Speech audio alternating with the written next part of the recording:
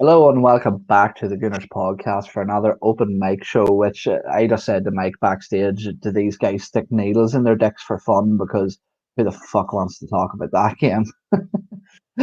But back in for another show, not another show, and we're gonna post the website link in the chat, and if you want to have a chance to come on and have your say about the Liverpool game, just go to that link there. You can see it in the chat now. It's goonersopenmic.com. Join the queue. We're giving everybody maybe about 5 minutes to sort of start off with, but sure, it's completely dependent on numbers. But yeah, head over to goonersopenmic.com, get the link. But before we do that, Mike, we'll go over this a little bit ourselves. Give me your initial thoughts on what just played out on that pitch. A bit shocked with the lack of fucks given.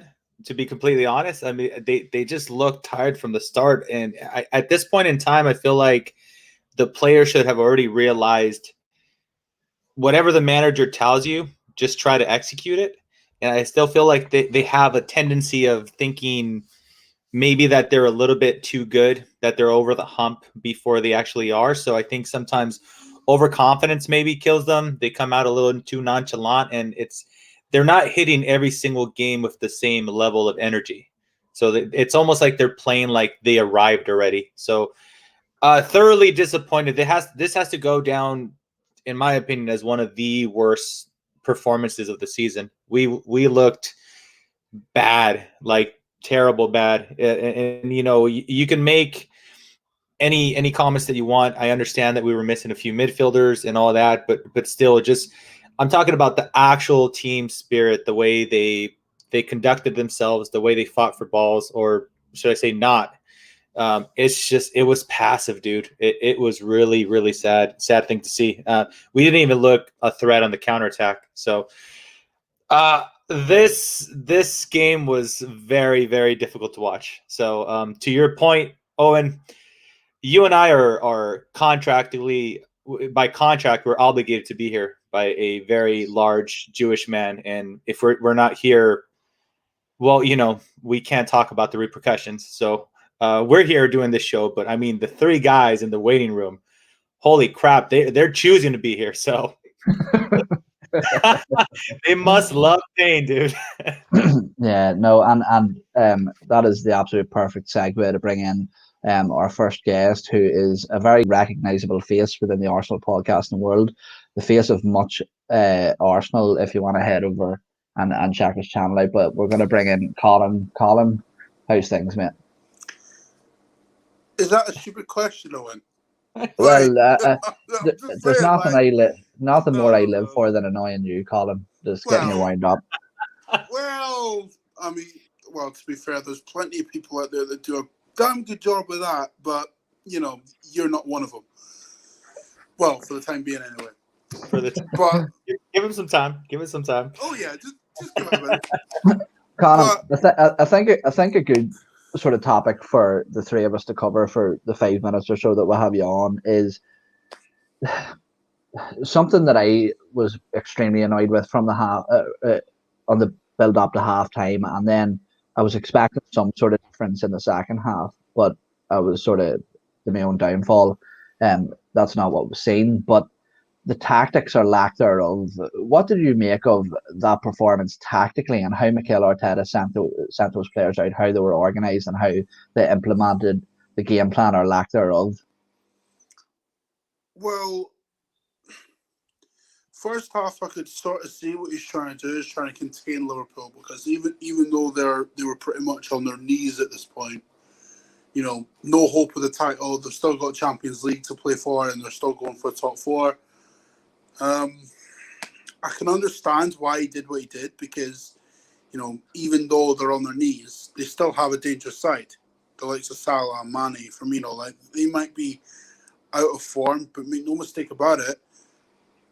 If they're allowed to get into a mojo, they're the best front three in the league. Let's just be real about it. So we had to be wary of that.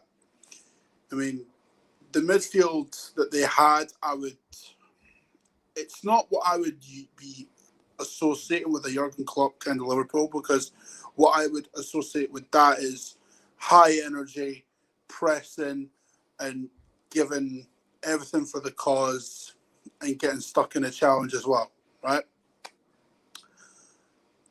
But make no mistake about it, that midfield, boss stars, it was essentially 3 against 1. Because Partey was having to cover up for Ceballos time after time after time. I'm trying my best not to swear here, right? Because I'm fuming at these lads, seriously. But I can honestly say this and I mean this wholeheartedly.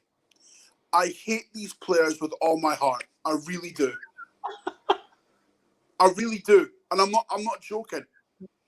Most of them aren't even good enough for 5-a-side, let alone fucking Premier League football. You look at all 3 of Liverpool's goals tonight. Leno, you're supposed to be Germany's number 1 when Neuer goes. You tell me that's German number 1 level? Nah. Absolutely not. When Kieran Tierney went off, that was it. Our attacking output just went completely flat as soon as that happened. And I know he played a lot of minutes for Scotland in midweek, and he did get 3 assists against the Faroe Islands as well. And while he is crucial to what Scotland want to do in the Euros, he's the only one I see that gets it. Like, I don't understand it. Like, I just do not understand. Like, how long do we have to give these players? You're talking Leno was crap tonight. You're talking Ceballos again. Pathetic. Mm-hmm. Pathetic. People are talking about paying 20 million for this guy. In my opinion, that's 20 million too much.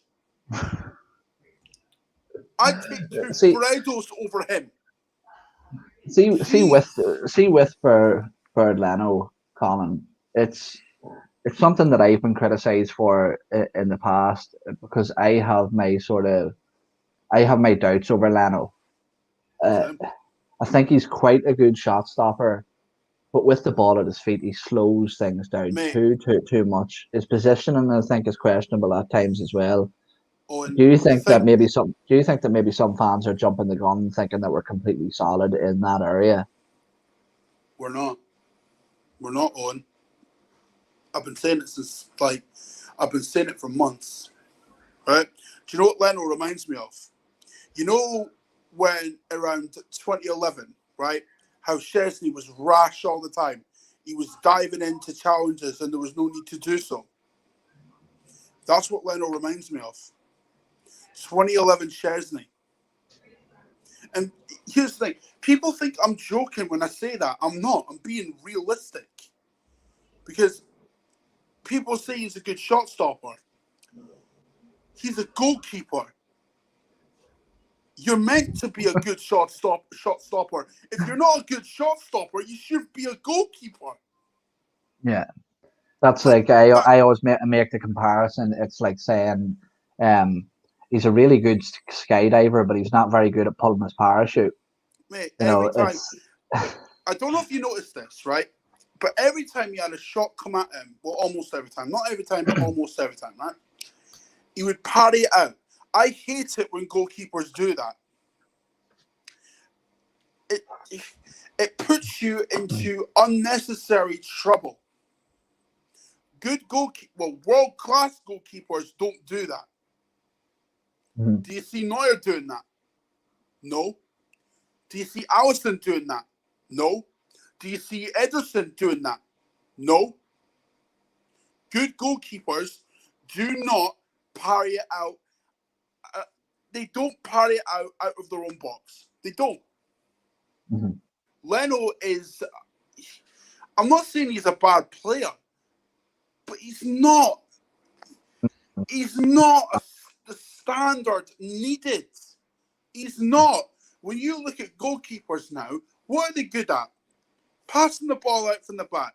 You look at the top sides. Alisson, how good is he with the ball at his feet? Pretty damn good, if you ask me. Ederson, how good is he with the ball at his feet? Pretty damn good. Yet, Leno is... He stops, he stutters, he just doesn't...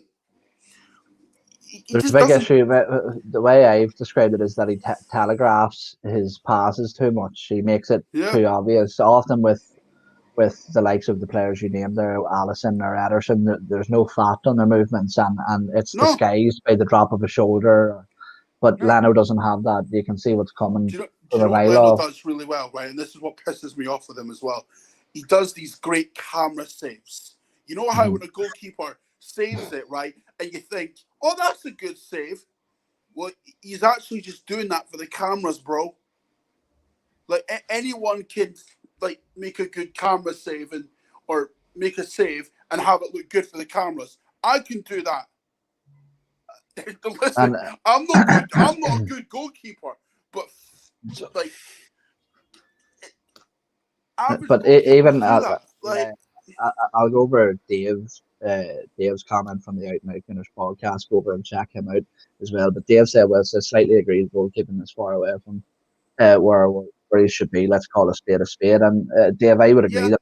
I'd agree with that. But the fact is that it doesn't mean that people escape criticism completely. And all I'm saying is that I have slight doubts over Leno's ability, like exactly what Colin's saying. Could he play for a Liverpool or could he play for a City? And not a chance. He wouldn't get a game for them sides. He wouldn't get a game. Simple as that. Colin, before we let you go, I'm going to ask everybody the same question before they go tonight. Is what now is your stance on Mikel Arteta as we're approaching the end of the season? And for you, is it Europa League or bust now? I'm still behind Arteta because I can see the bigger issue. Right? These players are not good enough. The majority of them aren't. When you look at Mikel Arteta's signings, right? You look at Gabriel, Thomas Partey, and, Odegaard coming in on loan, which some people were slandering him tonight. I don't really get that because he actually looked like he tried a little bit. Like, these players are not good enough, mate. It's as simple as that. You can change the manager all you like. That doesn't change a damn thing. Because ultimately, changing the manager, especially at this stage, would be stupid, quite frankly, because you're still going to have someone come in, work with these players, and then they're going to realize that they're not good enough. And then what are we going to do? We're going to hound the next guy out. Swapping managers left and right does nothing. I'm sorry, it doesn't. As far as the season goes, we've got to put all our eggs in the Europa League basket. What have we got to play for? We're not getting top 6 with this side. We're not getting top 4 was a myth with this side. Even though we had a little bit of hope with the Chelsea game after they lost quite horrifically to West Brom, that was an illusion. Because the optimist inside you, right, it wants you to believe, like, because Arsenal fans, right, for the majority of the time, have been basically engineered into thinking, oh, if we believe we can do it, we can actually do it. When in reality, that's not the case, is it? You can believe all you want. It doesn't. Arteta can't put talent into talentless twats, now can he? So it's Europa League. It's Europa League, mate. It's I agree, and for me it was it was long before the Liverpool match for me, and that was my worry, is that I don't think that we have the depth to deal in 2 competitions at the minute. So for me, it was you're always Europa League or bust. Colin, let everybody know where they can find you on the socials, and again, get that channel plugged. Well, if you want to follow me on Twitter, cool, you can. If you don't want to, that's just fine as well. I mean, if you piss me off, you'll piss me off. I get pissed off daily anyway, so it's not that big of a deal. But you can follow me on at cmuch91. And if you want FM content, cool. You can follow me on Colin Plays FM. We've got a Schalke save going on there in a minute. I'm 5th in the league currently. I don't know how I've managed that, considering it's a mid-table side at best. But yeah, if you want, sides that consistently look to challenge for trophies, I'm the guy that you want to follow, basically. More so than Arsenal these days. Speaking of Arsenal, I actually won the Premier League unbeaten with them, won the FA Cup a couple of times. The only trophy I didn't win was the Champions League. So, come on, dude. You're killing us. That's how easy it is, man. Yeah. And again, look here, thanks for joining us, Colin, and we'll definitely see you on the next show. And again, follow Colin on all the socials that he just handed out there and check out his stuff on YouTube. It's great content. Cheers, Colin. See you later, Owen. See you later, mate. Later. Colin, absolute legend. Normally we ask where people are from, but I think it's pretty clear to see where Colin's from. And yeah, for sure, Mexico, 100%. Yeah, exactly, Mike. He's one of your bros. Yeah. Up next is the guy with the very easily and well considered out name, Rich. Rich, how's things, buddy?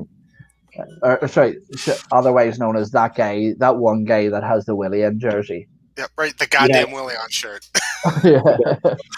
Hey, I hate to say it, but I think we would almost be better off staying out of Europe next year. Looking at the squad we have with those players, I hate to say that, but it's if we don't win Europa, we need to stay home. But isn't it? I remember that was the sort of the mindset at the time of Arsene Wenger leaving. The first time we dropped into the Europa League, people said maybe it's a good thing that we're not in the Champions League. It can give us time. We can focus on the league and this and that. But it's the financial implications. And if you start making a habit out of dropping out of those places, then it's a downward trend. Do you not think?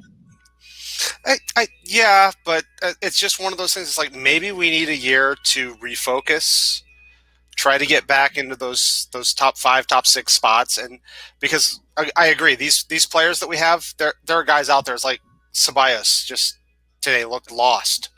I don't know how many times he turned the ball over. When Tierney went down, it's like I'm sitting there going, "Oh, there goes the season." And the guy's playing left back. He's not, he's not our striker. He's not our, he's not our attacking midfielder. He's a defender. But that's where we build so much of our offense through. Yeah, it's really concerning that the team revolves so much on key pieces. Like you take Tierney out, falls apart. Xhaka, Partey missing although I would argue in that midfield of ours, if you take one or the other, and I understand that a lot of people have reservations on Xhaka, but the fact of the matter is, whether you like him or not, he's our second best midfielder in the team, right? So after Partey, huge drop, sure, you got Xhaka, but after Xhaka, you got freaking Ceballos, who fell off a cliff in form. I literally cannot explain what's going on with him. And then you got Eneni. Eneni is a very limited player. Is the word I'm going to use. Of course, he is, of course, Partey's idol when it comes to a 30-yard screamer, of course. But he's very limited as a footballer. So our midfielder is really fragile. And to your point that when we miss a certain specific player like Tierney, a left back, got injured, and it derailed our already bad-looking offense. So, yeah, great point there, Rich. I don't understand how we would become this dependent, but I'll say, Rich, for just to counter your point a little bit as far as being out of Europa League or European competitions completely, is the only reason I used to entertain that idea myself, but I think because we're in the middle of a process where we're shifting a bunch of players out and we're trying to get players in. Like, let's face it, Odegaard is already going to be an incredibly difficult transfer. You take Champions League money or Europa League money away from us, just wave goodbye at that point. So that is the only counter that I have, at least. So your point about refocusing, I would like one more transfer window with hopefully a little bit more funds available. and then maybe it might be a good thing. But right now, dude, I'm petrified of the idea of not making European competitions, to be completely honest with you. Rich, if you want to answer this question from Ray Anderson in the live chat, so if Luis, Xhaka, ESR, and Xhaka were fit today, who would have started? I honestly would have started all four of them. Mm-hmm. I don't know.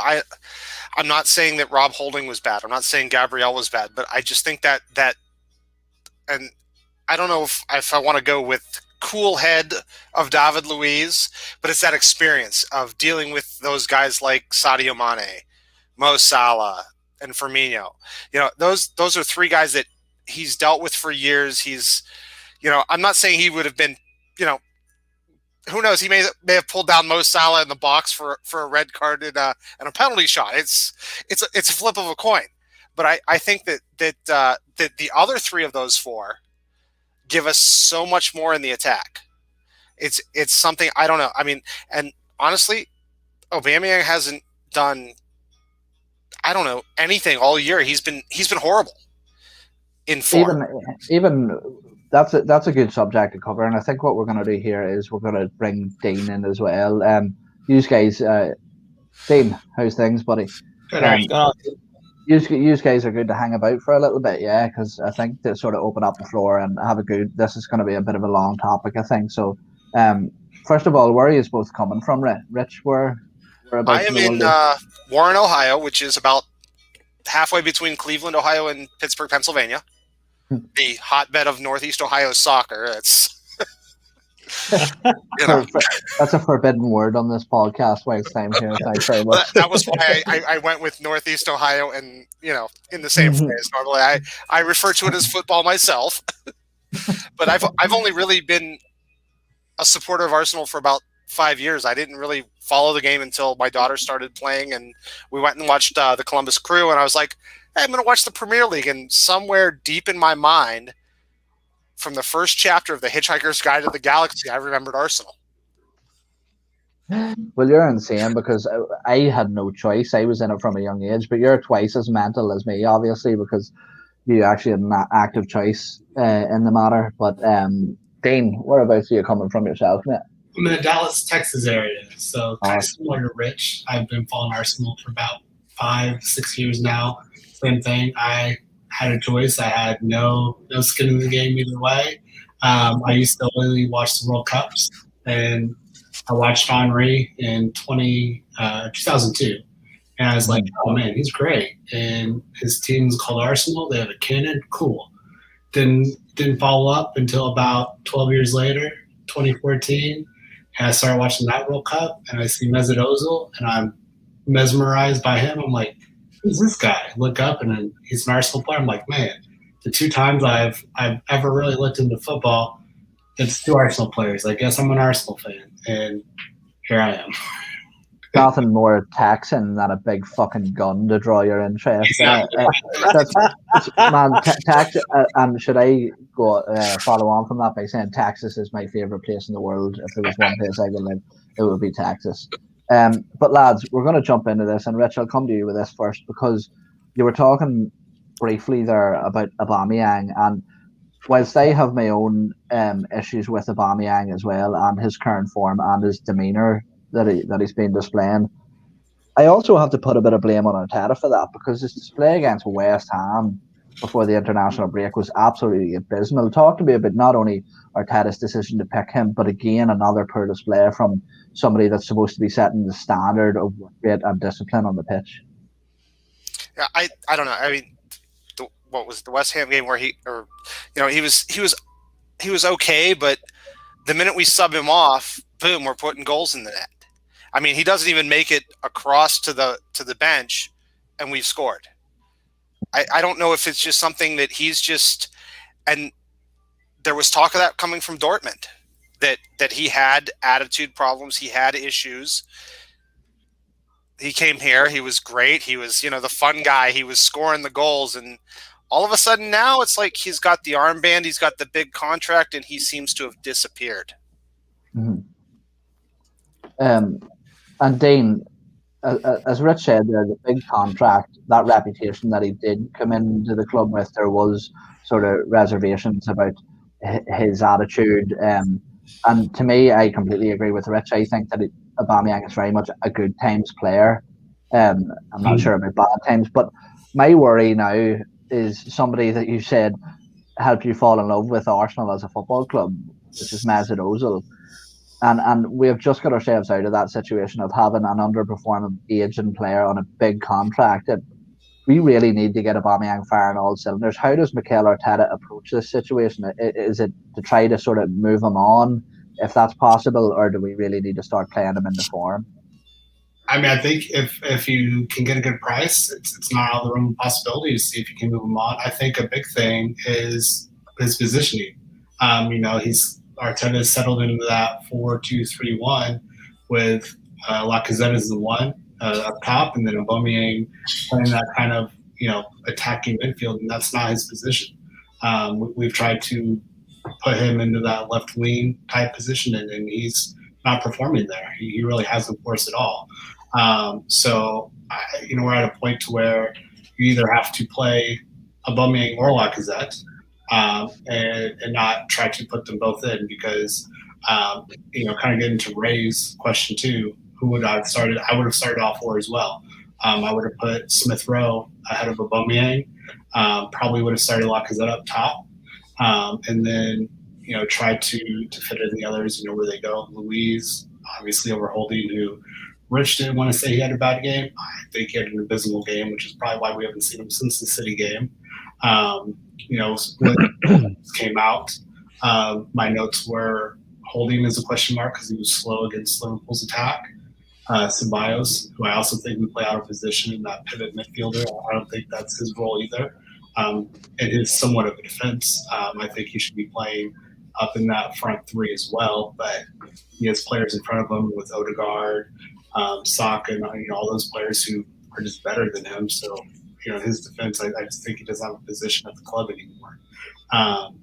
But with Aubameyang, it's really scary to have someone who played so well and carried our team for 6 months before he got the contract, and now since he's got the contract, has done nothing essentially. And I'm getting a little bit scared about Lacazette as well, because Lacazette's playing about as well as he has since we signed him, and he's up for a contract as well. So I don't want us to get into the situation to where we look at these last 3, 4, 6 months and saying, man, Lacazette's really stepped up and he's playing really well. Let's reward him with a contract, forgetting the past 3, 4 years to where he hasn't performed to the standard that I expected when we signed him from Lyon. I was expecting more, and I think he's picked it up quite a bit, probably looking for a contract. I think Aubameyang, who's been way more consistent overall, and earned that contract more than Lacazette has over the course of his Arsenal career. So I would, this is going to be a tough transfer window financially with COVID and all that, but there's about 10 players on this team who, if we can get a good price for, I wouldn't mind seeing go and trying to start from square one. I am fully backing Arteta for at least another couple of years. My thinking is if Solskjaer can last 3 years at United with their resources and their standards, then we need to give Arteta at least that much time to get his players in, build what he can build, going to Rich, or I think it might have been Colin. If we make a change now, we're just, stuck in mud. Same thing with what Arteta kind of came in from Emery. We went with Emery, got some Emery-type players who now don't fit into Arteta's team. So now we have to move them on. So if we move on from Arteta, we're going to do the same thing with whoever we bring in. We're just going to be stuck in this infinite loop of trying to fit players into a system and never getting that manager enough time to implement his system with the players he wants. Yeah, that's actually. Go ahead on. Oh no, you go ahead, buddy. You go ahead. No, something that Dean brought up that it's kind of been weighing on myself too. Like, and I hate to bring these type of things up because I know I'm often kind of portrayed as the guy that comes up with excuses because I'm a very bubbly optimistic type of person, but I can't help but to think that Aubameyang being played at the flanks at this point in time in a 4-2-3-1 is just ruining him. He had a run where he was playing just as center forward, and I believe he ended up scoring about 9 goals. It was like 14, 15 games that he had. So pretty decent return when the team is playing in that manner. So I love myself some Lacazette. We all know that I like myself some Lacazette. I appreciate what he's done for the team, but if my personal opinion is Aubameyang and Lacazette shouldn't be playing on the same field, if it means one of them playing out wide, it's either one or the other. Lacazette at this point in time in his career, I know he's a little bit younger younger than Aubameyang, but he's not the star striker with the big contract. He is the guy that's going to give Aubameyang rest. So at this point in time, like seeing Lacazette start ahead of him as the forward kind of still puzzles me. So I kind of look at it like Martinelli, would it be taking into consideration that Rowe and Xhaka aren't healthy, of course. Martinelli would have been a better option. And I know there's some type of hesitation that nobody understands why it's coming from Arteta. But I'm going to say probably mark this down as the most unpopular thing ever on this podcast. I'm going to look away from the chat. I would rather play Willian on the flank on the left side than Aubameyang. Okay, I'm going to leave now. Bye. Do you want to know what? I don't disagree. I don't disagree with that whatsoever at all. And it's funny because I think that, and I'm going to sort of merge my point with something that Chig Gunnar Eagle Eye has put in the chat, and he says it's weird that you give Arteta 2 years on the basis of another team. And I actually think that I have a lot of question marks over Mikel Arteta. I'm still relatively confused as to where I completely would plant my feet and say where I stand on him as a manager and what I think he can achieve at Arsenal. But I think a lot of the time things can conveniently happen that sort of serve him well. So, for example, I think it's a bit of a cop-out for Mikel Arteta to play Aubameyang on the left and push Lacazette up top when Aubameyang is underperforming, because to me it's just he's trying to squeeze his favourites into the side. Now, on a night like tonight, you could argue the case with Emile Smith-Rowe or Xhaka isn't there, and Willian hasn't been up to standard for the vast majority of the season. But for me, it's still not an excuse. He's, as you said, in comparison with Willian's latest form, he hasn't been on par with Willian. So for me, he still deserves to be dropped out of the side. We'll look at Emile Smith-Rowe being played in the 10. Numbers were limited back then when that decision was made, although I don't completely subscribe to the fact that he was completely forced into that decision. But there's some weird things that go on. Like even this evening, the substitutions are weird. Why did he bring Gabriel Martinelli on when we were 2-0 down? You could see the effect that he had on the game quite quickly. And there's just certain things. But for me, I wouldn't say that I would give him as long as Ole Gunnar Solskjaer. For me, I said a while ago that how we finish this season will depend on how I feel going in the next season, and on the basis of where we stand at the minute, Christmas is it. That's enough time to get his players in the summer. Granted that he's back in the summer, and for me that's long enough to bed those players in and start to see some form of improvement. And when I say, I made this point as well before, that I don't need to see us scraping by, we might mathematically make Champions League a convincing push for top 4. I want to see us consistently in around 5th, 4th, 3rd, in and around that position, but going back to the game, Rich, Ceballos is somebody that it was debated whether the club should make a move for him, but I think maybe on tonight's performance he shot down his last chance of that happening, because, well, if I can sum it up myself in a short sentence, I just think it was absolutely abysmal. What did you make of his performance? I 100% agree. I don't know how many times he got a ball played to him and it hit his foot, bounced up, and then he bounced it back down and turned it right over. To me, he doesn't seem like he's a player that fits what we're trying to do. I realize he was in the lineup because Xhaka's hurt, but honestly, I would have put El Neni in that spot. I mean, that saves us a sub at the the 70th minute where we could bring in, okay, maybe we can bring in Martinelli and Willian and maybe get one. But with him in midfield, I don't know. I don't know how many goals he's directly led to this season, but he's been terrible all year. Yeah, absolutely shocking. And I sort of feel bad for Ceballos in a sense at times, because I think towards the end of last season in that 3-4-3 formation, he was put in to do a job. He had the mindset to go in and do it. You knew it was temporary, but I think that we sort of now have this premise that Ceballos is capable of, almost being a 6 in the Premier League, which I don't think he has the sort of natural attributes to do for a sustained period of time. So I think he gets exposed quite a lot, and also I think there was a lot of other culprits that were dwelling on the ball that were caught in possession, which I was a little annoyed about, because at the start of the game I actually think that Thomas Partey showed glimpses of what he can do off the ball. He was breaking up play. He was causing Liverpool a lot of problems in terms of them trying to progress the ball through midfield. And it seems to me that every time Thomas Partey looks like he's always left down by somebody else. But Dane, we've covered Ceballos in that position, but Granit Xhaka, obviously an absentee this evening.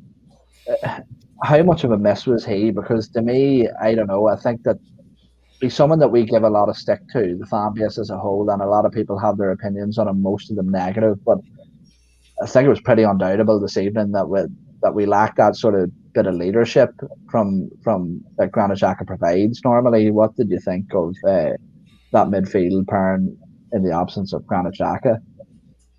Yeah, and Mike touched on it too. I mean, as much as we do give Xhaka, crap as fan base, he's our second best midfielder in that role. And he fits in right with Partey and Ceballos. Like I said, I don't think that's a great position for him. As you alluded to, his play at the end of last season when we came back from the hiatus with COVID.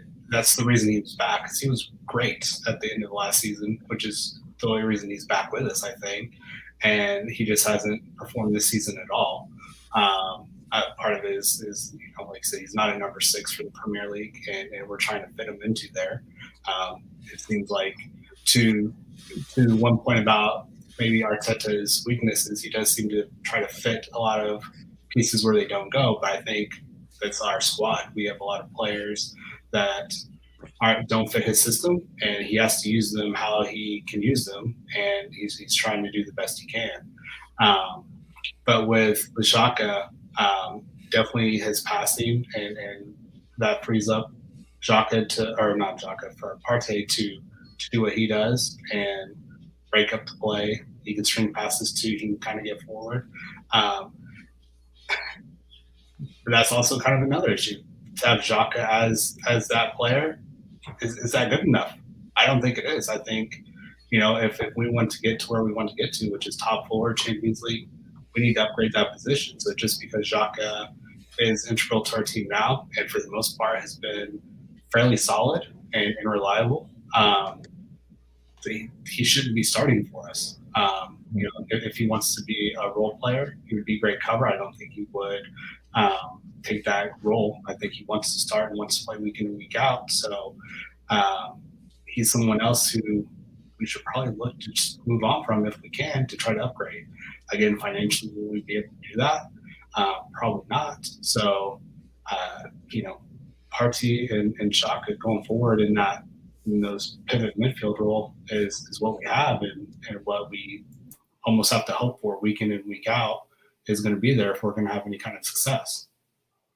Yeah, and it's such a tricky one because the cost is going to replace somebody of equal or better quality of Granit Xhaka is going to be 30 million plus, I reckon, in today's market. And in this current climate, I'm not sure that we'll be able to do much more than that in a transfer window. And I just don't think that the reaction from the fan base would be very good to us getting one player in one position. Mike, come to you for this one because I know that you know that you're on Twitter. Whose dog's barking? He's going. That's all good, buddy. I know that you're somebody extremely active on Twitter, and it's funny because I just come off Twitter this week because I was so fucking sick of the shit on that platform, man. It's horrible. I don't blame you. I'll say that.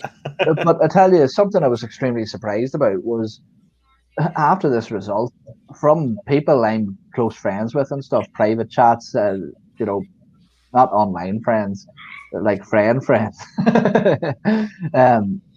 The amount of people that had turned to Arteta outers, you know, saying that this is just not good enough, and I almost agree to what a lot of them said, which was it looked like we were sent out with pub football team tactics, which was park up and hoof the ball. You know, there was no bravery to turn and try and drive in the midfield or make anything happen. It was literally just deflect and release the ball as far up the pitch as we possibly could.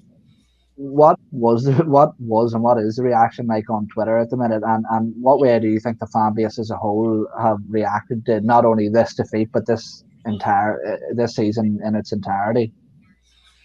What I see personally is that after a difficult defeat like this, a lot of fans kind of tend to operate in the extremes. So, you know, there's like one account that a lot of people know, and he is by all means a very incredibly positive person most of the time. But today, I'm tiptoeing, not saying names, right? I just want to kind of talk about the fan base in general. You know, I saw a lot of like, you know, Unai did better.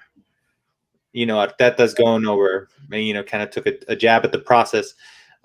Look, it's not fun losing 3-0. And yeah, I think there's always going to be a portion of the fan base. I'm not going to say waiting for us to lose to have this reaction, but they have that mindset, you know, in the back of their head, right? They're like, even when we win, they're kind of not completely convinced. So when a bad result like this does happen, it just burst, right? So I saw it in groups that I'm in, like you said. I saw it on my general timeline. It's something, quite frankly, dude. It's unavoidable, and that's the problem. It's the good and the bad of social media is that we're worldwide. We're getting opinions of millions and millions of people, right? So you're gonna have those type of opinions. And look, to them, I can't fault them for being angry. I often sometimes think that when we go into these games, it's almost like Arteta or the players. It depends on who you want to put the blame on mentally, right? They almost go out to these games with like an inferiority complex where they're just kind of they hit that field and they feel like they already lost. Versus, you know, many years ago, before Dean got in, and Dean, we did have some nice times, believe it or not. Before hitting the field, you know, rival teams would just talk about, for fuck's sake, we lost this game, you know, going into the field, just looking at our players. So we don't demand that respect anymore, or so it seems, in my opinion. So it's disheartening to see that drop, and you know, so look, I can't say that I'm surprised. I like I said, people that feel that way are always going to feel that way, and I think they're not going to, you know, tweet Arteta out, for example, after a win or after a good performance. This is something that I wasn't intending to take the show, an avenue to take the show in. So this is going to seem a little strange, lads, but I'll get you to play along. Don't worry, there's no nudity involved. And I'll ask the chat to play along too, right, lads? So what we're going to do is I have, as I said, questions over Mikel Arteta, and we have done this a couple of times, Mike, where I like to play sort of devil's advocate. So just to get a clear understanding of where everybody stands, this is very sort of juvenile to do, but just a quick show of hands as to where you stand, okay? So if you're Arteta in and you completely trust that he's the right man to take the club forward, raise your hand. So if you're on the fence and you're still sort of stuck in the middle ground, you don't really know where he's going, raise your hand.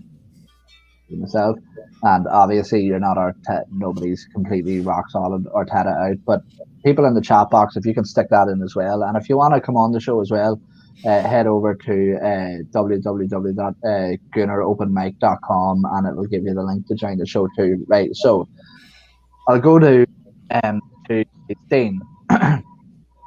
You said that you think he's the right man for the job. So a question that I have is that what is the process? What is the improvement that makes you have faith in this man? You know, and I'll be honest with you, I see glimpses of it, small glimpses of it, but in terms of a consistent basis where he isn't making mistakes himself in terms of substitutions, team selections, you know, wrong tactics deployed, I don't see any consistency that could say, like my argument to him say, or people saying that he's showing improvements. I'm just saying that maybe he's hitting lucky at times and it looks like he is. So what's your response to that?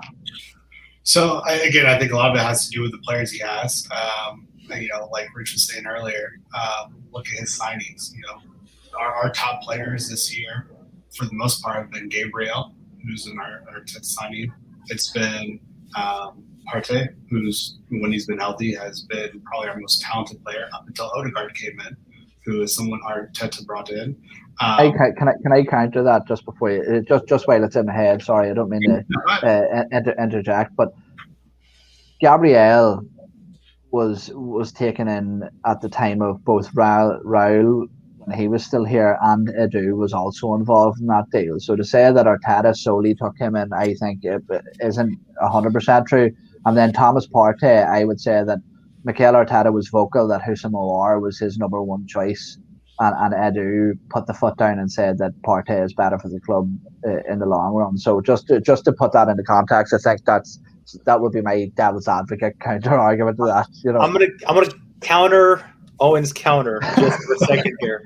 Go ahead. And say, looking at the impact that a creative player like Odegaard, what he did for the way we're playing, do you feel like that slightly justifies Arteta's viewpoint that we needed a creative midfielder? Because they essentially play around the same positions, right? They could play 10, they could play a little deeper. They're the guys that are tasked with creation. So looking at now, it's difficult to take this on board because we know that Partey's been injured the majority of the time. But Arteta wanted a creative midfielder at the beginning of the transfer, and he wanted one in January. He got one. He got Willian. That's who he took. He look back at his interviews. He intended to deploy Willian as a number 10. Sorry. We're both gonna step back and we're gonna let Dane. Okay, we're gonna argue, right? It's all your team. To be fair to Willian, aside from probably about a 4-month stretch there, he's been pretty good the last couple of months, right? So, in terms of Arteta, I just feel like, again, I'm not necessarily basing it totally on Solskjaer and what I see. What I see is he's someone who was very inconsistent at United.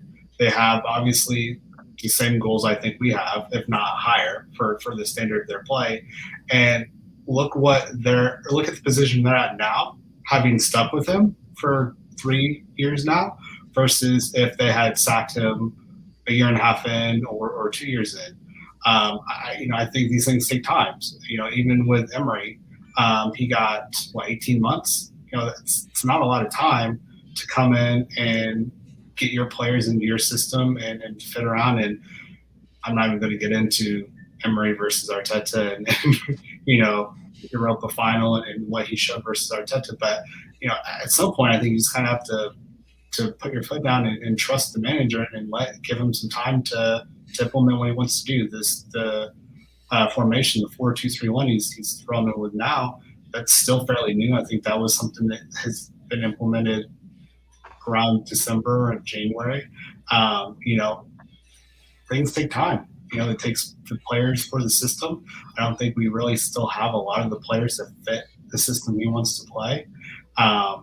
And I'm just want to see someone be in the role, grow. He's obviously still a very young manager. It's his first time, so he's going to make mistakes.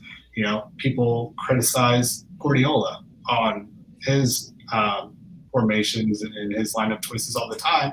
He's arguably the top manager in the world who's won multiple premierships now and things like that.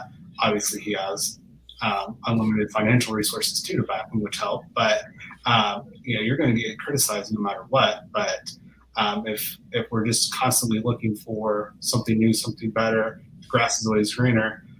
Look at our rivals over in North London who thought Jose was going to be their trophy bearer who was going to come and give them all the riches that Pochettino couldn't, and where they're at versus where Pochettino's at. So, I think we just have to give him time to build. And I'm not Arteta out yet. I'm not on the fence. I'm fully going to give him the time to do what he can do to implement his ideas, his system. I think over the last couple of years or weeks, he's gained a lot of clout in the locker room with the Aubameyang decision, which turned out well for him. Lucky or not, it bought him some clout in the locker room. Same thing a couple of weeks ago, I think after the game where Lacazette came out and said, we didn't trust the system in the first half. We didn't do what he wanted us to do. And we went down early. And then what happened? We started doing what he told us to do in the second half, and we came back. If you have players coming out and saying that, I don't know why it takes them a whole 45 minutes of a football game to not listen to what the manager's doing, or maybe that's an issue that they still feel entitled to not do that. Maybe it's because he's so young, in terms of management and things like that. But we need to get his players and players to buy into his system and his ideas before we really start questioning, is he going to be, what we need, or are we going to get him out of here and try to find someone else?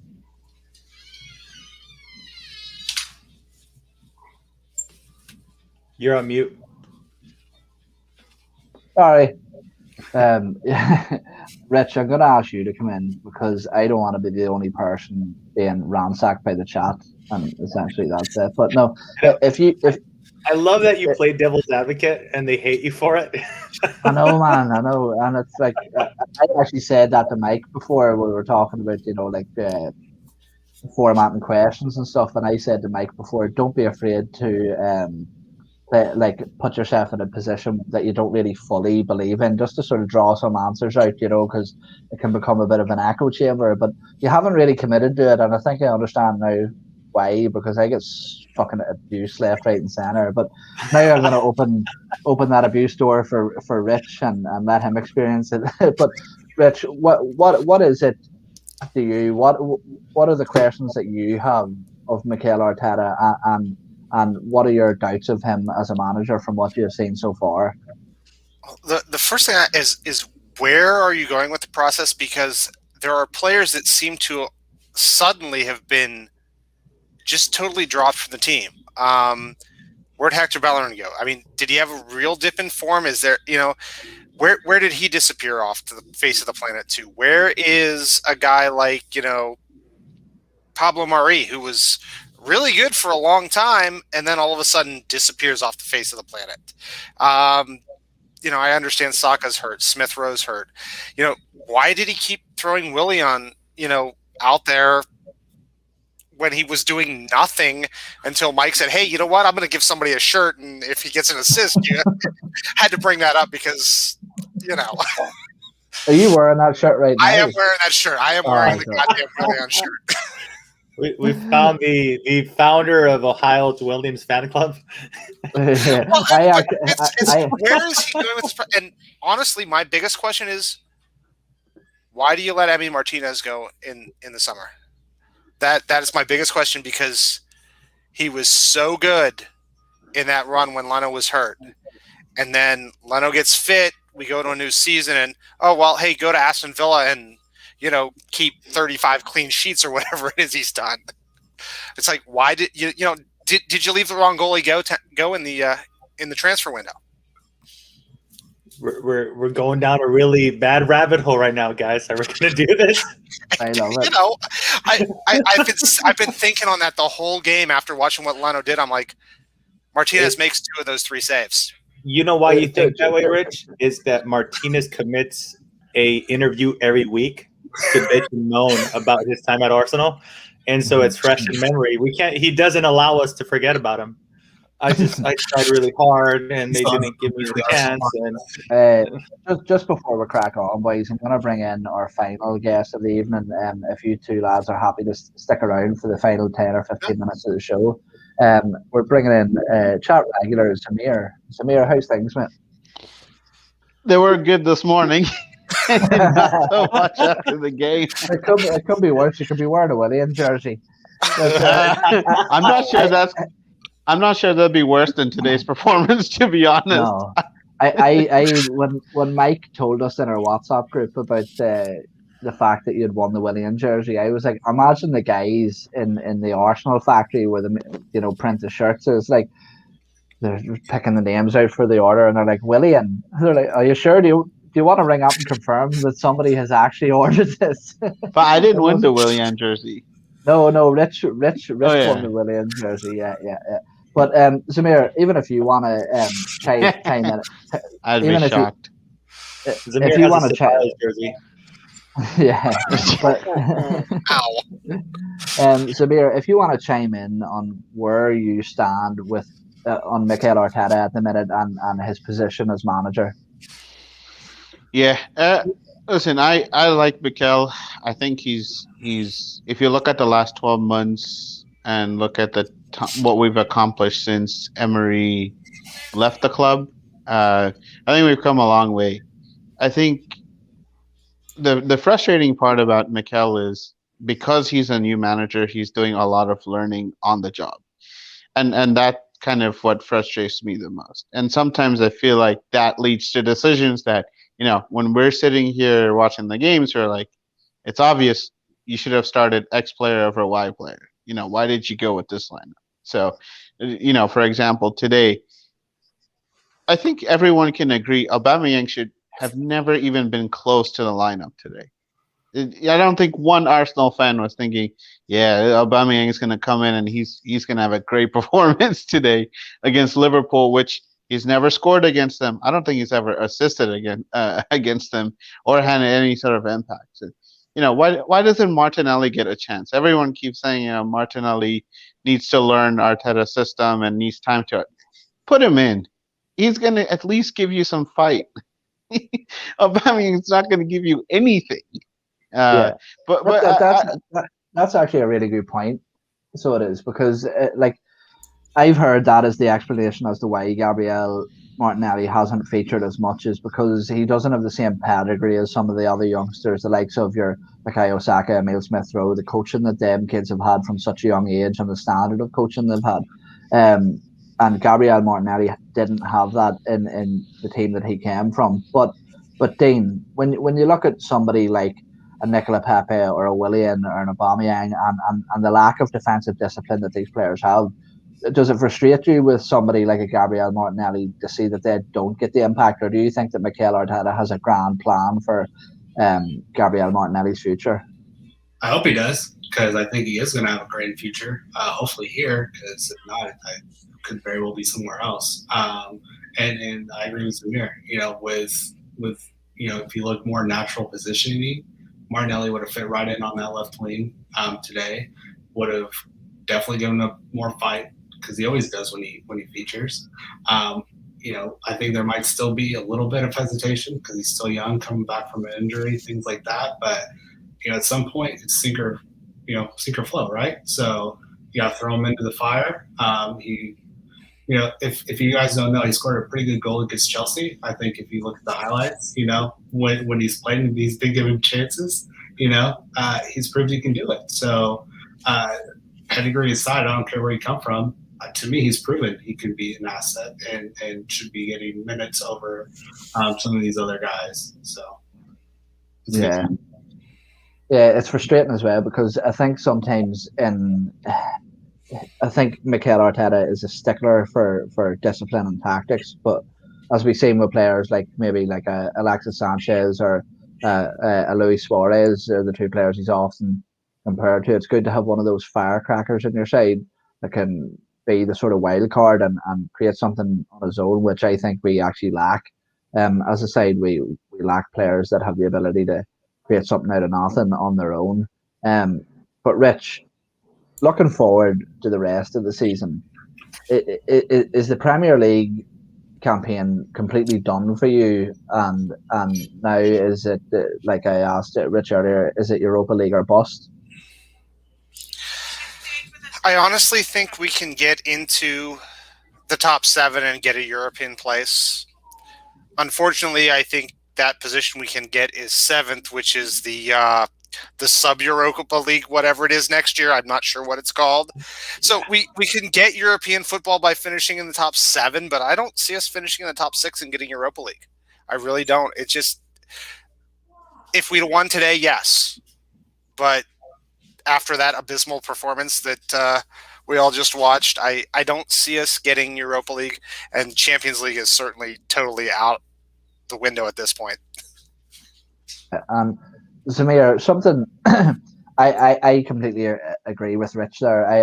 I've said for a long time that I don't think we have the squad or the consistency to compete in 2 competitions at once. But something when we often hear when people make that point is the sort of other extreme, which is play the kids in the Premier League and keep the squad fit and injury free for those Europa League games. But realistically, how does Mikel Arteta approach the end of the season if indeed the Premier League is sort of done and dusted, essentially? How does Mikel Arteta look to set out to keep his players both fresh but also keep them in form, if you know what I mean?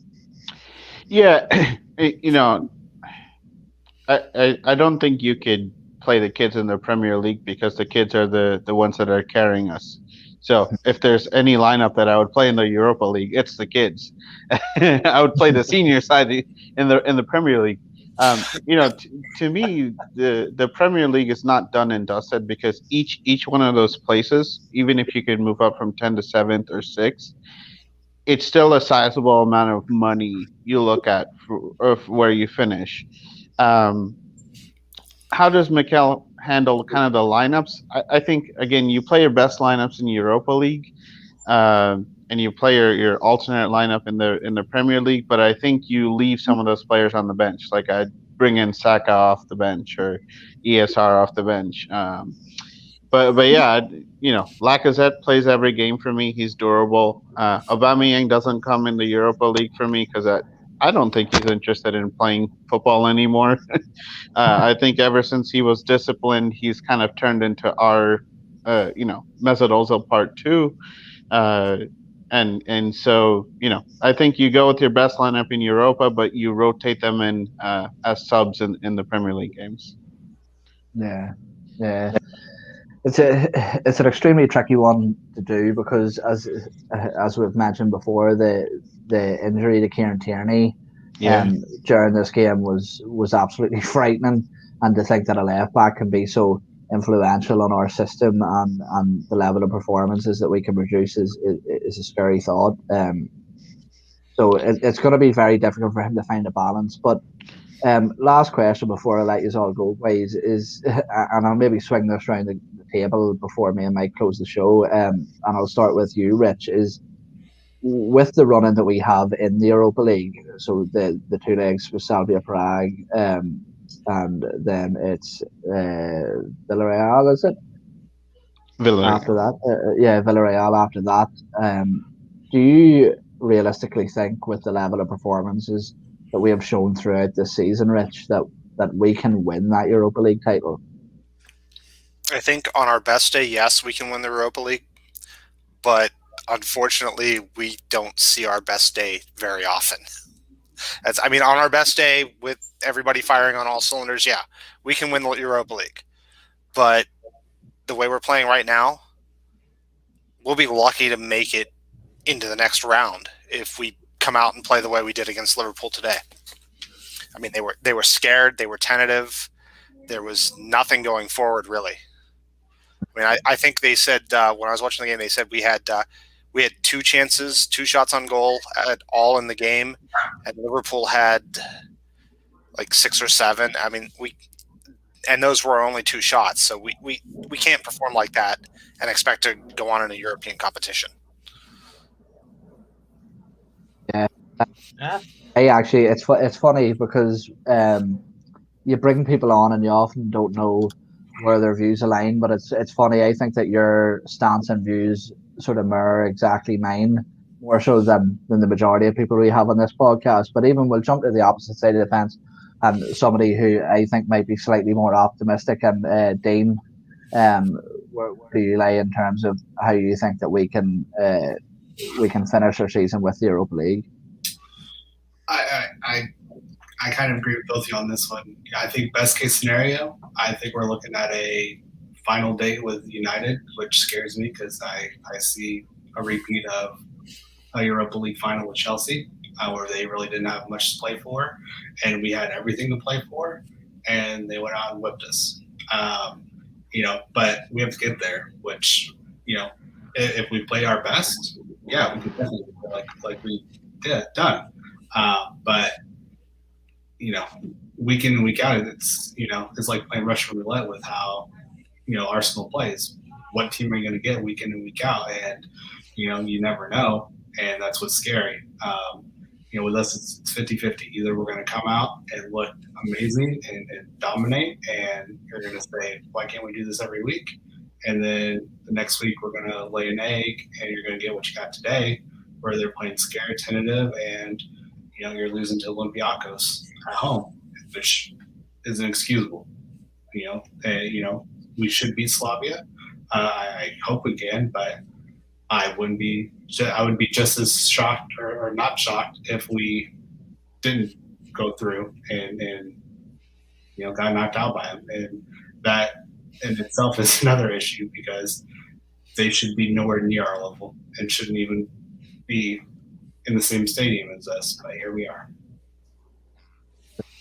And Samir, operate on the hypothetical that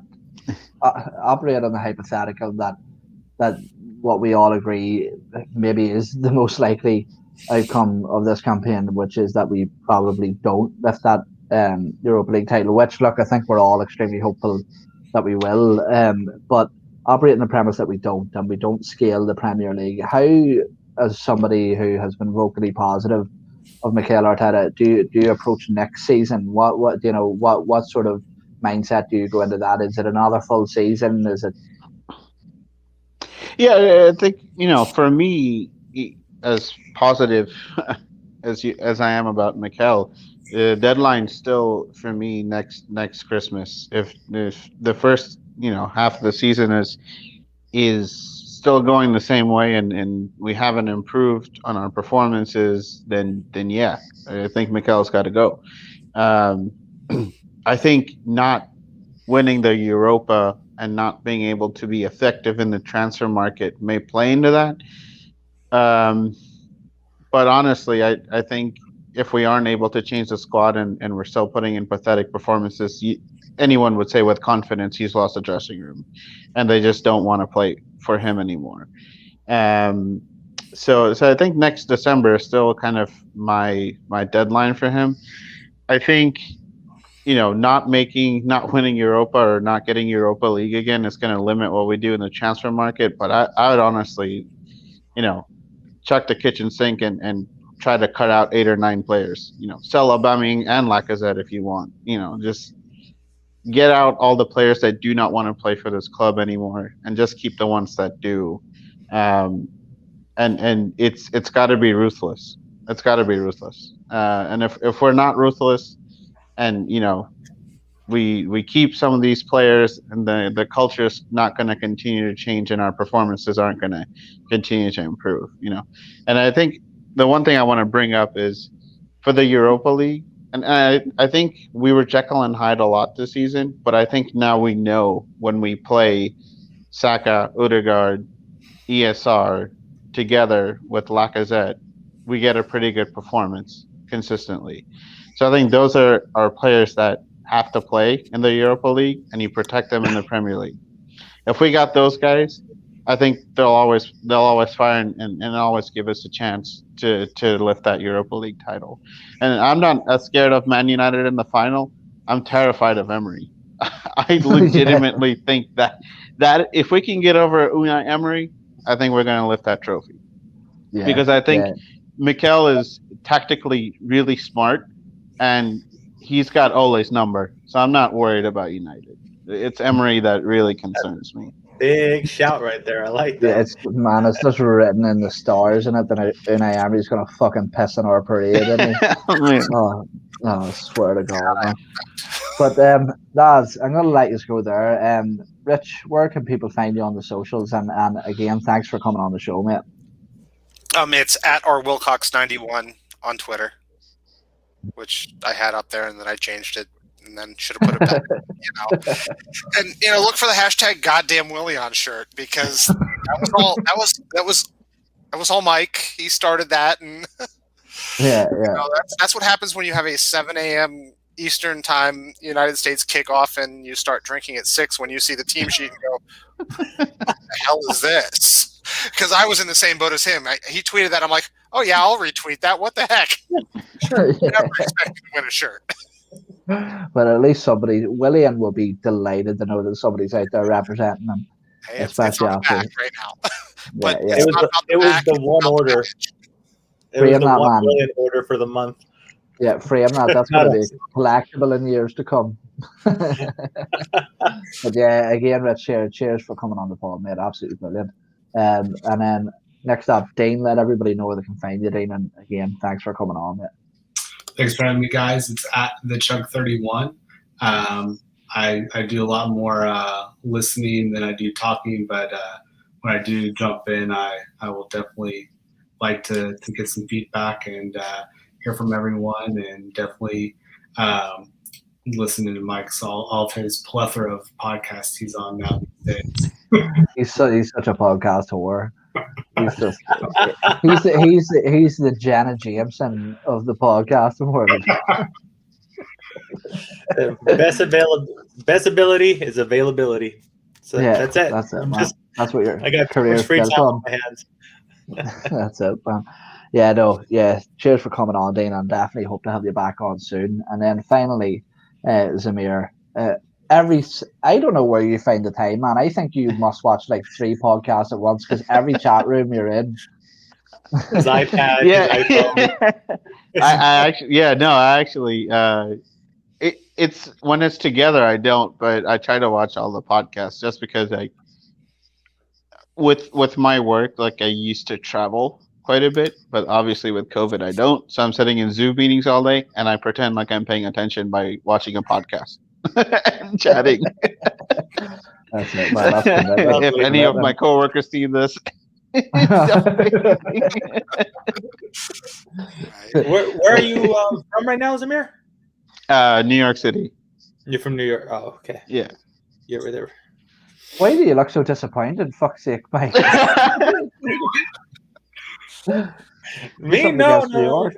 Yeah, we got the East Coast, West Coast thing going on, the Dodgers, Yankees thing going on. That's all. I don't understand any of that shit. But where can people find you, Zamir?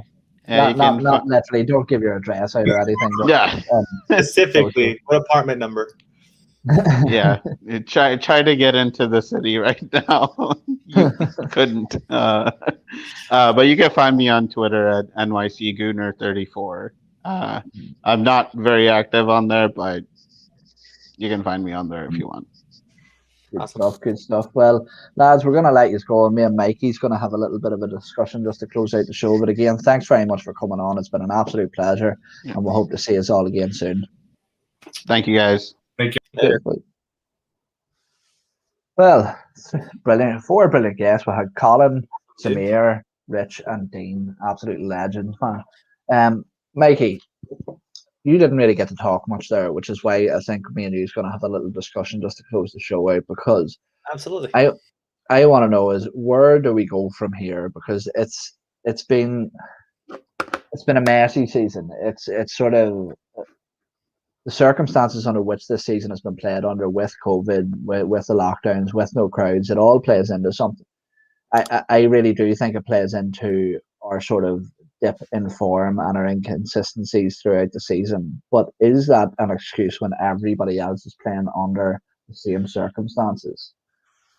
Yeah, look, I don't like to look at the calendar and the lockdown and everything like that so much, just because, as you stated, everybody kind of started off in the same field like that. My thing where Arteta kind of started a few steps back compared to other managers and other squads is the fact that he started off this season with what 5-6 players that they have one foot out the door.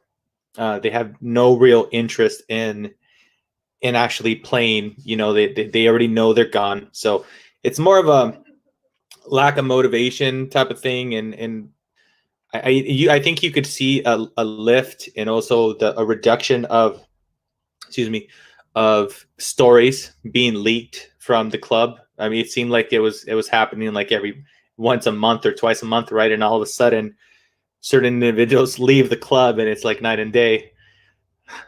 Yeah, we're gonna have an argument about Willian and who brought him in. And so it for me, look, I don't look at it necessarily as an excuse. I just simply think that we've played a few more games way better than some people gave us credit. And I know that the whole rub of the green referee decisions isn't something that a lot of people like to entertain, but I cannot help but feel that we've had 4 or 5 just massive calls that didn't go our way. I mean, disallowed goals, Aston Villa, Martinez penalty over Lacazette, the David Luiz thing, the penalty was at Wolves, so on and so forth. And I can't, like, I see those games. We were on the front foot the majority of those games, and you could clearly, there's no excuse as far as you could make the argument and say, hey, we should have put those games away. But the fact, I looked at it kind of like momentum, right? We were adding all that pressure on all those different games, and then the referee effectively killed the vibe and, you know, just kind of kill the whole game. So because of that, I still have that kind of way of thinking that, you know, a lot of people like to say the table doesn't lie, right? And why I take that point, right? I remember there was a season where we were like 4th or 5th, and like 2-3 teams lost, and we ended up being 2nd, right? And it was still under Wenger, right? And everybody that loved Wenger were like, we finished 2nd. What's your problem?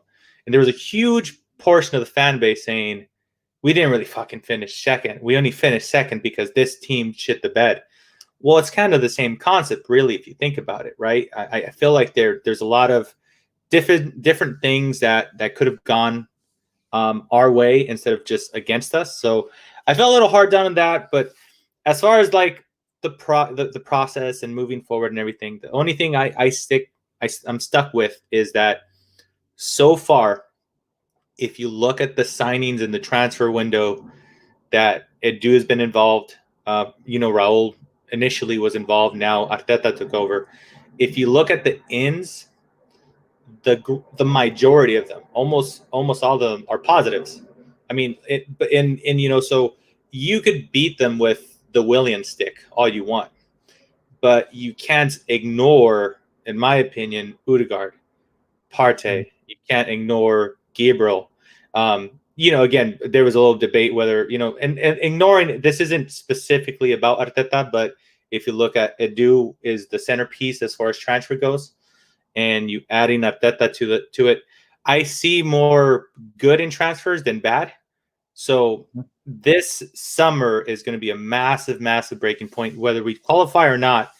What type of players they bring in, it's going to be a huge indication of where the club is heading. And I'm very similar to you. I'm just at the point where after this summer, if I see 2 players, maybe 3 players come in that are specifically asked and from Edu and Arteta, then I think I'm going to be a little bit more hypercritical of how we play and about the results. So I'm a bit more patient than some fans. You know, I had this incredible discussion with another American friend of mine,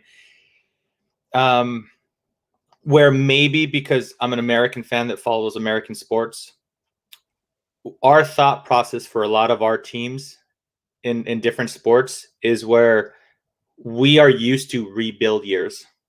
We are used to a 3 or 4 year, down drop. So maybe because of that is helping me keep my patience with how I see things. But all things considered, man, I'll say this wasn't discussed much about a pod. And I'm never going to make an excuse in the sense that we were really bad today, like horrible. But we did play against Liverpool. They're not a pub side. I know they had a bad run of games, but the last 2-3 games going into a national break, they started to uplift again. We did again play against Mane, Salah, and Firmino, so a very formidable front three. And so because of that, I look at this like, look, man, it's hard for me not, and I'm a fan, so I get to be overconfident, but I can't look at Slavia Praga and say, oh shit, I'm worried like we're going to play Liverpool.